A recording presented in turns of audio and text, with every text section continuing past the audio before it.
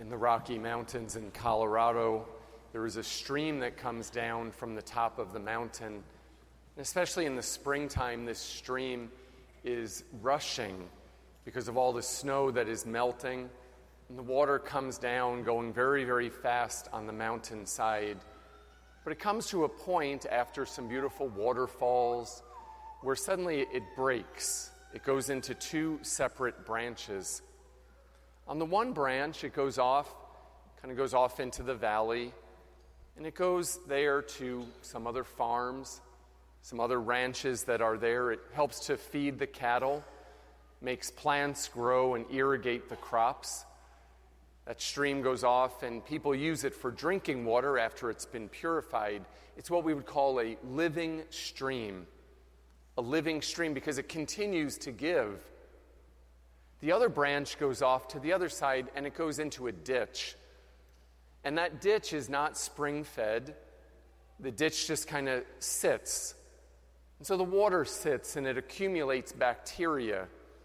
It's poisonous, not just to itself, but to any animals that go to drink from that ditch. They perish very quickly. Which kind of stream are you? Which type of branch do you want to be? Is your life like a living stream that spawns new growth, that brings other people to be able to come to know what growth is all about, that there's hope for a future? Or are we like a drainage ditch, that the example of our life is one that just ends right here? We're not really giving, kind of miserable, complaining, negative. Which kind of branch are you, and which would you want to be? The gospel reading today contrasts two different people, two different groups. We hear about the scribes. The scribes were very learned. They were trying to preserve the law, trying to preserve traditions that took place from their Jewish heritage. But along the way, they got really hung up in some man-made traditions that they lost sight of God's presence within them. And so they were very critical of other people. They kind of forgot about, again, that Spirit of God that Moses would have discovered on the mountaintop in a cloud. So they turned in on themselves, and their religion was not life-giving. On the other hand, we have this widow. First of all, a good question to ask is, maybe beyond the fact of what she put into the treasury, why was she able to exist with just 2 pennies? Why was it that the people around her cared so little for her needs that she who was on a fixed income, but she had nothing, and they were all looking to see what she would do? It's really kind of a justice question, because there's a real injustice there in the fact of the sharing of wealth. That some, and the widows at that particular time, they were sort of like very much outcasts of society. But this widow went there and she gave all that she had. She knew how to share.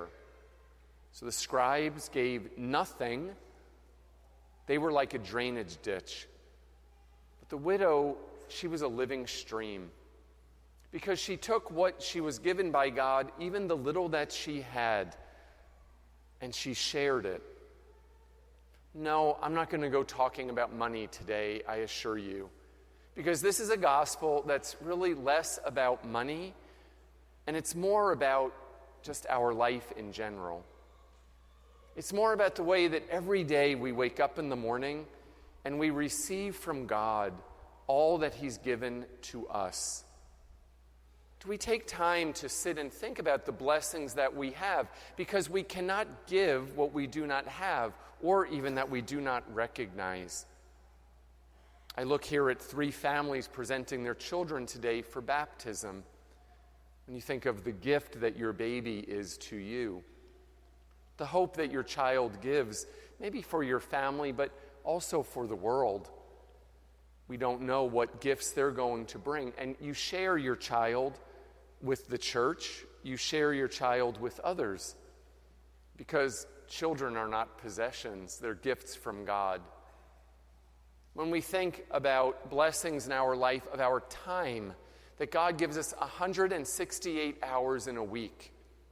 Think about that, 168. That's a lot of hours. What do we do with it? What do we do in terms of making sure that the seeds that we plant, wherever it is that we go, are they seeds that grow? Are they seeds that are nourished? Or are they just selfish for our own benefit?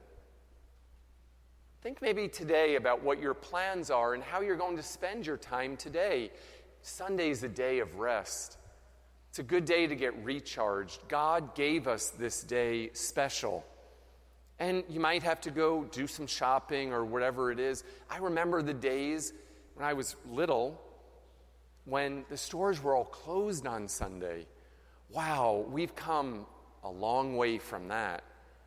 And I don't know if it's for better either. Because when, the stores weren't open on Sunday, what did you do? You took time to be with family. Maybe played out in the backyard with the kids. Maybe went to the park, fed the ducks, whatever it might be. But you spent time giving life. Not just sucking life, whatever it had, taking it and not sharing it. Maybe with our talents that we have, I look today and I see the children, a pretty full choir over there of kids, beautiful voices. It's wonderful to see children embracing the gift of sacred music, embracing the gift that we have over the centuries of having worship here at our Mass, taking the talents that they have and being able to give it to us. That's what they are doing. They're giving it to us. It's not a show. It's rather a time to say, wow, I'm looking at these children with these beautiful voices, and you all have beautiful voices, boys and girls. But you're giving us a gift, and we're receiving that gift because it brings us closer to God and saying, wow, look at how God blesses us with talent. Maybe today, as you look at the day, this is 1 hour of your time, giving it to God out of the 168 in the week. But will you have any other prayer time today? How will you share the blessing of your time today? What are you going to do with it? Will you speak to God, maybe acknowledge His holy presence in your life, relate to Him what is going on in your life, receive from Him many graces to be had? We're never going to increase our relationship with God or know Him better if we don't give of ourselves to Him. And so today, as we hear this gospel, and of course, it has to do with our material possessions and the manner in which we do share. Christmas is coming up here very soon. Do we get kind of consumed? Even already, they put the decorations up at the shopping center next door. I couldn't believe it. I walked out of Kiki's on Friday. I'm like, gosh, it's Christmas. What happened to Halloween? And it's not even Thanksgiving. It's amazing to me. I don't think they're lit at night, though, thank goodness yet. But they will be very soon, I'm sure. But are we looking to Christmas as a time of like, oh, well, I'm going to buy gifts for family and, and friends, and, we're going to make a big deal out of everything? Or can we remember that Jesus received just 3 gifts? And boys and girls, you might want to remember this too as you write your letter to Santa. Jesus only got 3 gifts. So ask for 3 things. Think hard and long about what those 3 things are going to be. But that's it. It's not all about like multiple things and having to get into that craziness of Christmas.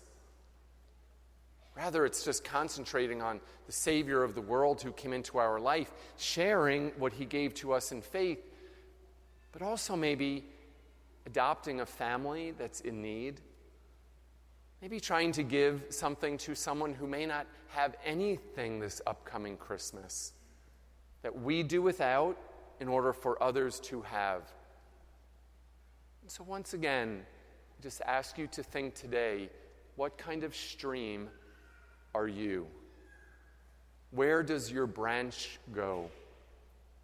Does it continue to give life to a living stream, or does it go to a poisonous drainage ditch, a retention pond that goes nowhere and feeds no one? I think we know which type of stream God gives to us. What are we doing with it?